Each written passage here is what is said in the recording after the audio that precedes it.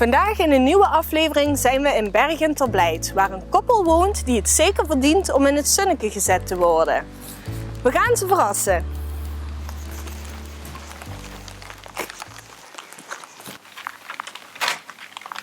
Hoi Marlies. Hoi. Kom maar naar voren als je wilt. Niet schrikken. Ja, toch hoor. Ja, die verwacht dus eigenlijk de nichtje Natasja. Ja. Waarvoor kom je dich verrassen? Is het een man wie je ook toest? Ja. Aan de hond is weer. Ja. Hallo Wiel. Hoi. Hoi. Kom hier. Kom maar even schat naar voren. Voor kom je dich verrassen. Samen met Marlies. Oh, Van een aflevering in het zonnetje. En in het zonnetje worden lui gezet die dat verdienen om even in het zonnetje gezet te worden. En dat zit Geer. met dit weer. Met dit weer, aardig ja. En de aflevering gaat in het zonnetje, maar het is vandaag geen zonnetje. Nee. Ik ga nog even die microfoon aangeven. Dan Ja. mag ik er even onder houden, dat ze lui toe zich goed kunnen verstaan. Dus houd ze maar goed onder de mond. Ja. Ik heb namelijk begrepen dat Geer al heel lang voor uw zoon zorgt. Die is gehandicapt, klopt Ja. toch? Hè? Ja, dat klopt. Wat heet er precies, als ik vragen mag? Ja, hij is meervoudig gehandicapt. En dat is dan een gans pakketje hoe het met moest handelen eigenlijk, laat ik het zo zeggen. Ja. Het is in principe een baby en een volwassen lichaam. Ja. Toch Ja, dat is Komt heftig het op natuurlijk. Want wie oud is er ondertussen? 34. 34, dus je verzorg je hem al toe is 34 jaar. Ja. Ja, en je hebt ervoor gekozen om hem niet naar een instelling te brengen. Nee, want ja, dat zal ze straks zelf wel maken als ze de deur uit willen. Het valt niet altijd met van een goede plek te vinden. Nee.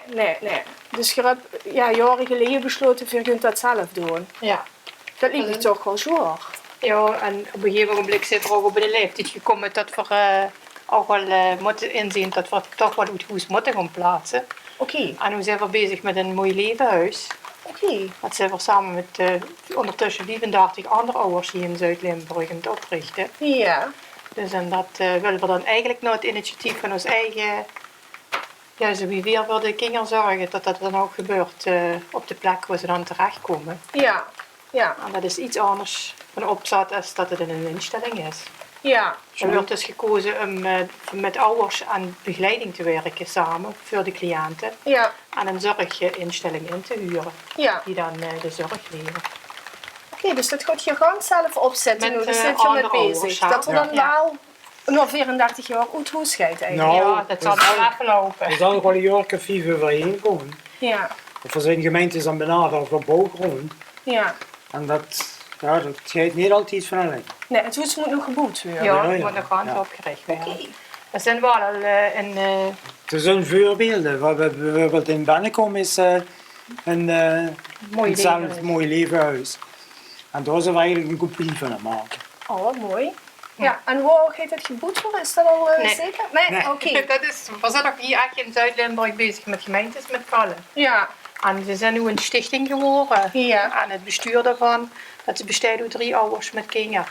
En dan wordt naar de rand gekeken welke gemeente wat kan bieden. Ja. Ja, dus dat is ook een beetje de ruimte ervoor is om ze, ja, om een huis heen een beetje ruimte te geven en te laten leven. Ja, maar het zou natuurlijk heel schoon zijn als nu de gemeente Valkenberg zou zeggen van kom, we zijn wonen met- het hier vlakbij. Ja, maar we zijn met de gemeente Valkenberg ook in onderhandeling. Maar het is heel lastig om een geschikte plek te vinden. Dan hebben ze natuurlijk rolstuurders. Ja. En ja, dan moest ze niet weer hier in Berg op en neer moeten gaan. En ik is heel gauw oude gebouwen aangeboden. En ja, het moet volledig aangepast en dan kunnen ze beter nieuw bouwen. Ja. Dus we zoeken een 6000 vierkante meter bouwgrond. En daar willen we het dan op realiseren. Ja, en hoeveel jongeren of kinderen, ja, 35 centers nu eigenlijk wat willen met gaan doen. oké. Maar in principe is 30 De max. de maximum, ja. Ja. Maar ja, Het gaat zich erom dat groepen ondersteunen van haar cliënten. Ja. Die ieder een eigen kamer hebben en dan een huiskamer. En dan met die aantal groepen nog een grote huiskamer. Ja. Oké.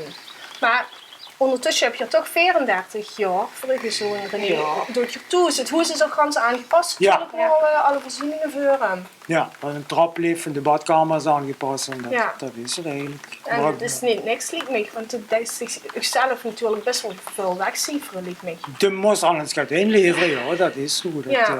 Jij hebt niet altijd van de lijk. Nee, dat snap ik. Maar we vinden het wel heel knap dat je dat al zo lang doet. Door met dat voor hier zijn, we willen u Ja. een heel schoon boeketje Dankjewel. aanbieden. dat is mooi. Hartstikke mooi. Alsjeblieft.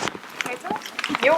Ja, dank je doen. En We wensen u veel succes weer. Hopelijk gaat het lukken wat je graag wilt voor uw zoon. Ja.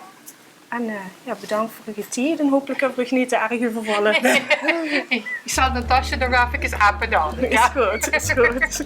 Dit was weer een aflevering van In het Zinneke. Wilt u ook iemand opgeven? Stuur dan een mailtje naar inhetzinneke@tvvalkenburg.tv. Heel graag tot de volgende keer en hopelijk schijnt dan weer het zinneke.